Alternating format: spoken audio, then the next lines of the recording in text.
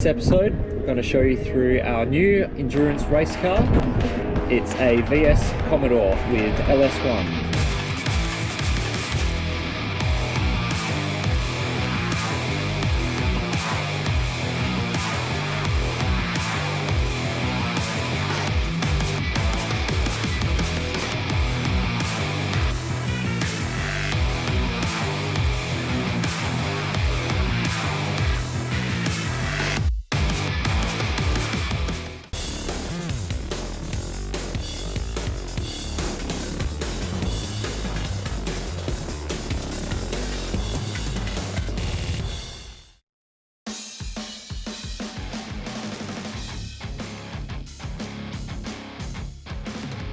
Just launched the Marsland Motorsport merch store. Head to the link below in the description and you can find yourself this exact t-shirt here with the VH Fury logo, or I've got a couple other options, hoodies, singlet, color combinations. So yeah, really appreciate it if you could go and get yourself some cool merch. Cheers. Welcome to Marsland Motorsport.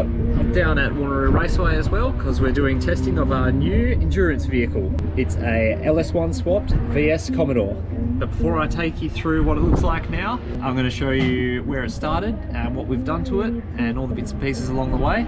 Haven't had time to film much of it because we barely had enough time to do all the mechanical work on it, working maybe one day a week or once a fortnight. So I'll show you some of the clips there, give you a bit of voiceover narration, and then show you where we ended up. And we're out here for our first test day at Wanneroo before our race down in Collie.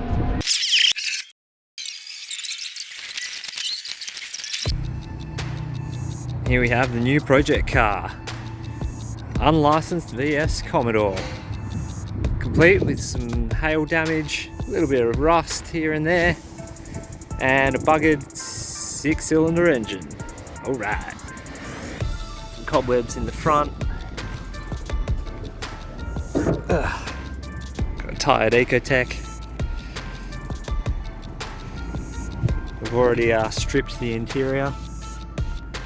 So that's looking pretty fresh. Got some sound deadening to remove.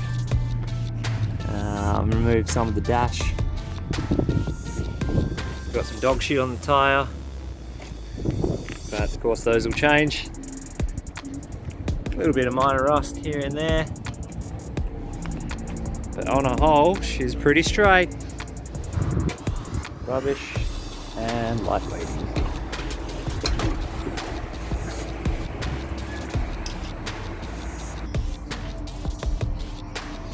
Cage is finally in. Took a little bit of time, but yeah, all the bolts are in at the top and the bottom. Ready to do seat mounting, dash wiring, and not sure what's going on here. Some tidying up. We got a dog today. Yeah. Yep. Over the next few months, we ate a lot of pizza and did some work, including radiator mounts, suspension, big fuel tank, brakes, fuel lines, cocks on the exhaust, an engine, wiring, a little bit of Facebook, played with some kittens, and then the VS was ready to go.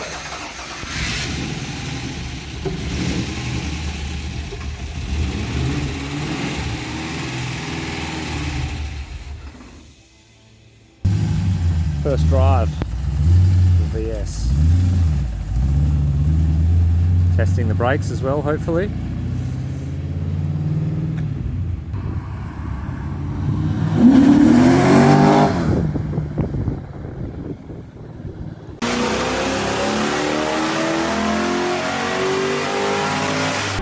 So this is the car as it stands now, VS Commodore. We're out here for a test day at Wanneroo, doing a bit of a shakedown, making sure it all goes well before our endurance event in Collie in a couple of weeks. So I'll take you through it. We have some VE Series 2 wheels, I believe they are, with VE SSV Redline Edition Brembo brakes. So they're quite large and should service the stopping duties very well. Squeezing in here, you can just see the Holden Astra electric power steering pump that we've put in. So electric steering on the old girl.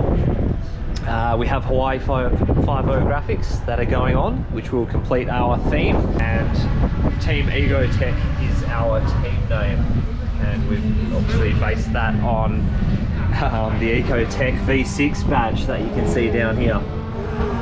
Now it is a bit of a bunky looking thing from the outside, but it sure goes pretty good. Again, here we have the VE rims. Now we haven't really touched the brakes, we've just got standard VT rear axles in the back. Another thing I should note, on the front we've done a 14mm stunt conversion, so those ones are a lot fatter. And then we had to also machine out the rims as well to suit the VS hubs. Got brand new hubs in there. I can't show you the boot right now, all pretty much standard on the rear end. Some lightweighting done on the boot. We got lightweighting done on the inside door panels. We've got rid of all the sound deadening, and then we've purchased a bolt-in cage from AGI. That took a little while to get here due to the COVID stuff, but yeah, that's all bolted in now, nice and easy. Just moving around to the front inside. We've got Samson Racing radio kit, so just got a little handheld in the side here, which runs up along here down to a hanging plug, and then that suits our either helmets that already have speakers in them and microphone, or there's a exterior kit. There's a additional kit you can add. We've got the T56 gearbox in here with a rip shifter, short shifter. We did have an eBay China one, but yeah, that one just fucked up the last box and didn't quite work. So we went for stuff that we know is tried and true. Here we have obviously a race seat, which we've bolted down. We have VL pedal box as well for manual, and that has the hydraulic slave cylinder also. We've got some autometer gauges, so we can definitely keep an eye on our oil pressure, as well as our oil temp and vacuum. Standard cluster, because that's all you need. What else? Yeah, SAS steering wheel, just most of the stuff's like bits that we had lying around. And that probably completes the inside. But yeah, it certainly took a long time to get all the sound deadening out. Door cards we've just riv nutted through, and this is just some like couple mil thick alley and some little straps here so you can pull it. So that's all been sort of lightweighted as well, as much as we can. So the other thing we wanted with this car, instead of being a V6, we wanted a little bit more power, just for reliability parts, and obviously more power is more fun. So we actually bit the bullet, and we did an LS1 swap to it. So we got the LS1 engine in here, and we went with a rod shop conversion kit to suit T56. So we got the tri-wire headers down here. For the radiator, we had a VZ radiator, matching thermo fans. To get this to fit in the VS chassis rails though, I don't know if you can see it, but down here we've actually chopped the chassis rail quite a fair bit to fit the width of the radiator, and that's on both sides, so a bit of cutting and shutting involved, but yeah, it works a treat. And yeah, the temperatures so far on the track day testing have been perfect, sitting around 100 degrees or just under, which is where we want it. New alternator, deleted the power steering and the air conditioning because we have the electric power steering from the Astra kit. Apart from that, the engine has been rebuilt with some new pistons and rods and a tiny cam, but apart from that, yeah, it's pretty standard. So we hope not to use all the power all the time, but it's good to have.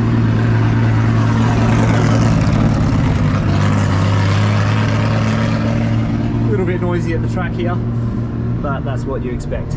This is our battery isolator, which goes to two pull cables. One I showed you in the inside of the car, and the other one from the outside here, as per CAM's requirements. Oh, sorry, just requirements for the endurance racing event and some of the other events we might do in the future.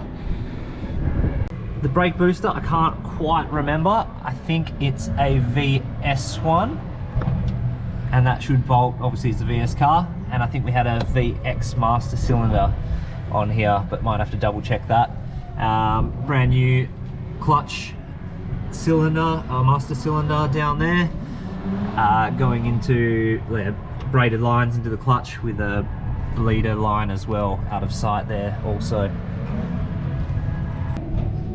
Under the car we've got 245 wide street tyres as per the requirements. We need to run street stuff, and we found we managed to get a free set of teen coilovers that were left over on a customer car, and they're perfect for our application.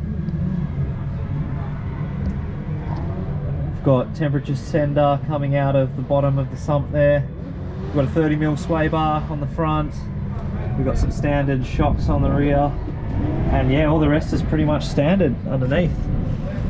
So just a little bit more about the beer event, Budget Extreme Endurance Racing down at Collie. 2-day event, about 10 hours per day.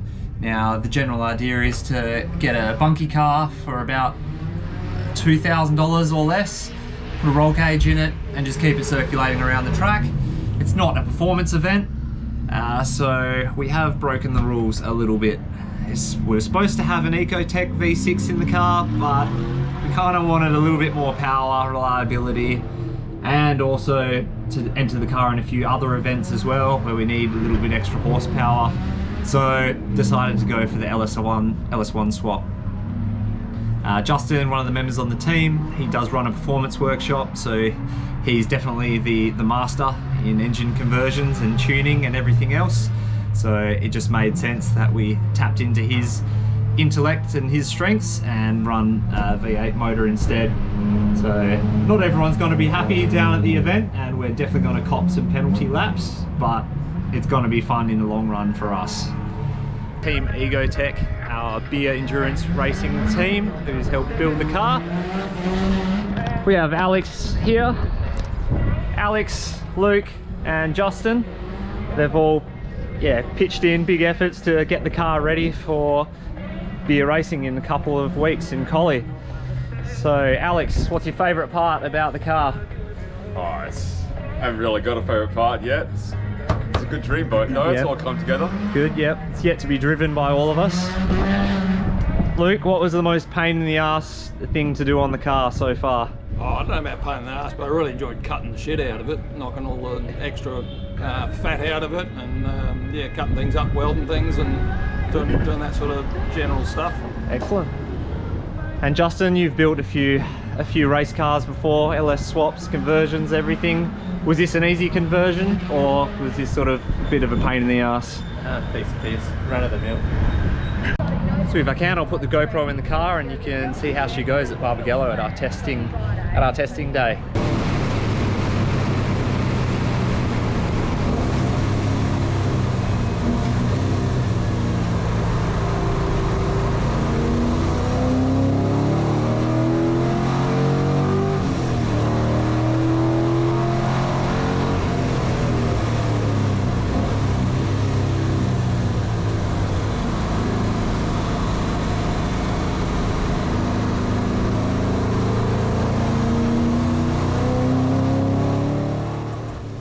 Everything was looking good on the track. Temperatures, oil pressure, suspension, drivability. But then all of a sudden, the engine developed a miss and stalled on track.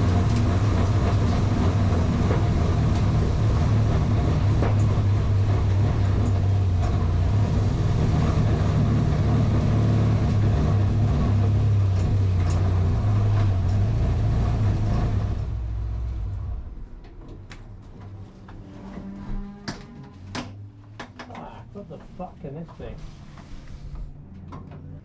This is fucking weird. Very weird.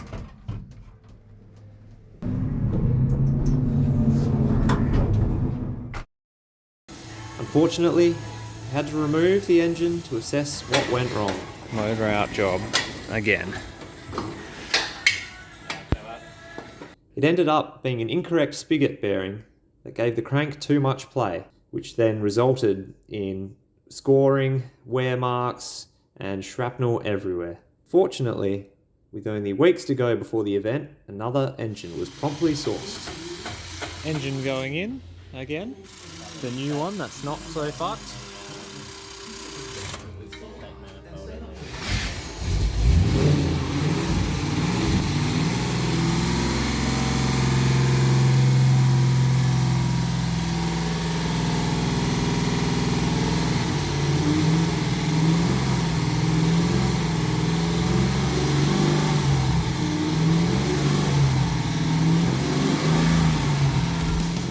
Next time, see how the mighty VS Commodore goes with all the action from the budget endurance event, Beers in Common. Like and subscribe to see it first on release.